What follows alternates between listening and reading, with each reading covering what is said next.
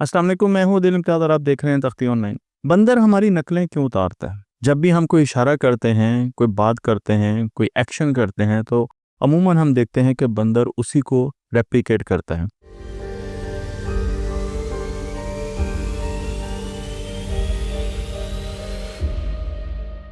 इसकी वजह हमें दिमाग की साइंस ने बताई, न्यूरोसाइंस ने, और न्यूरोसाइंस ने हमें बताया कि बंदर के दिमाग में एक ख़ास किस्म के न्यूरॉन्स होते हैं जिन्हें मिरर न्यूरॉन्स कहा जाता है। और ये न्यूरॉन्स जब भी हम कोई हरकत करते हैं तो ये न्यूरॉन्स एक्टिवेट होते हैं और बंदर भी वही हरकत करने की कोशिश करता है। तो इसका मतलब ये है कि बंदर के सीखने के अमल में मिरर न्यूरॉन्स का बहुत बड़ा हाथ है।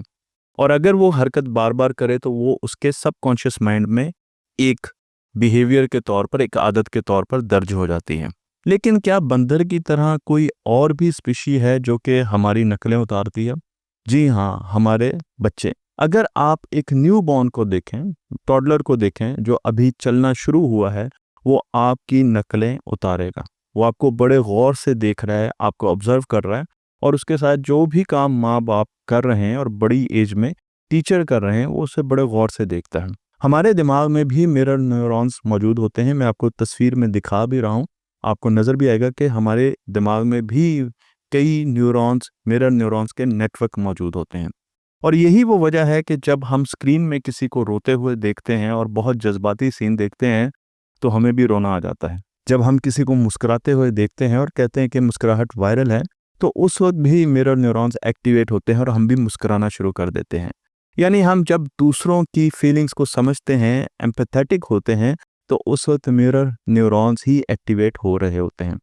बच्चों में मिरर न्यूरॉन्स उनकी लर्निंग करवाते हैं। पहले 7 सालों में मिरर न्यूरॉन्स बहुत ज़्यादा एक्टिवेट होते हैं और बच्चा पहले 7 सालों में मिरर न्यूरॉन्स से ही सीख रहा होता है। इसका मतलब बहुत ज़्यादा अहम है। इसका मतलब ये है कि माँ-बाप और उस्ताद जो काम कर रहे हैं, बच्चा वही दोबारा दोहराने की कोशिश करेगा क्योंकि उसके मिरर न्यूरॉन्स 7 साल तक बहुत ज़्यादा एक्टिवेट होते हैं। और माँ-बाप और उस्ताद जो कह रहा है, बच्चा वो बिल्कुल नहीं करेगा। अगर बाप कह रहा है कि सच बोलो और उसके बाद वो बच्चे के सामने झूठ बोल रहा है, तो उसके मिरर न्यूरॉन्स कह रहे हैं कि इस एक्शन को कॉपी करना है। इसलिए बच्चा झूठ बोलना शुरू हो जाएगा। अगर माँ-बाप लड़ रहे हैं बार-बार, तो बच्चा भी लड़ना शुरू हो जाएगा। अगर माँ छोटी-छोटी बातों पर बच्चे को डाँट रही है, तो बच्चा भी चिड़चिड़ा होना शुरू हो जाएगा। इसी तरीके से जब क्लास में बच्चा जाता है, क्योंकि हम तो 3 साल के बच्चे को क्लास में दाखिल करवा देते हैं, 7 साल तो अभी बहुत दूर है, तो टीचर जो काम कर रही हैं, बच्चा उससे भी देखता है। और टीचर की आदतों को भी वो अपने अंदर लाने की कोशिश करता है क्योंकि उसके मिरर न्यूरॉन्स का नेटवर्क बहुत पावरफुल होता है। 7 साल के बाद फिर मिरर न्यूरॉन्स के साथ-साथ इमोशंस और दूसरे सर्किट्स जो हैं, वो इन चीज़ों को फ़िल्टर करना शुरू कर देते हैं। तो बच्चा सिर्फ़ नकल नहीं कर रहा होता, बल्कि वो चीज़ों को देख रहा होता है और फिर उनके साथ अटैच दूसरे मार्कर्स के साथ फ़ैसला कर रहा होता है कि क्या ये चीज़ मुझे करनी है या नहीं करनी। लेकिन 7 साल से पहले बच्चा मुकम्मल तौर पर आपको नकल कर रहा है। तो अगर आप अपने बच्चे से तंग हैं और समझते हैं कि वो बहुत ज़्यादा शरारती है और वो बहुत ज़्यादा झूठ बोल रहा है, उसमें बहुत ज़्यादा ऐसी आदतें हैं, तो देखें कि वो किस चीज़ को मिरर कर रहा है।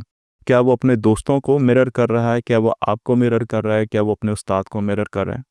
और दूसरी तरफ हमारे लिए भी इसमें एक बहुत बड़ा सबक है, और वह सबक ये है कि अगर हम खुद अच्छे किरदार नहीं अपनाएंगे, उस्ताद एक अच्छा किरदार नहीं अपनाएगा, मोहब्बत नहीं करेगा, प्यार नहीं करेगा, सच नहीं बोलेगा, ईमानदारी नहीं दिखाएगा, तो उसे याद रखना चाहिए कि 7 साल तक उससे 30 बच्चे क्लास में ट्रैक कर रहे हैं, उसकी एक-एक हरकत को देख रहे हैं। हो सकता है वो उसको बयान ना कर पाए जो वो देख रहे हैं, लेकिन वो उसे वाज़े तौर पर ऑब्ज़र्व कर रहे हैं, माँ-बाप को घर में ऑब्ज़र्व कर रहे हैं, दोस्तों को ऑब्ज़र्व कर रहे हैं, रिश्तेदारों को ऑब्ज़र्व कर रहे हैं।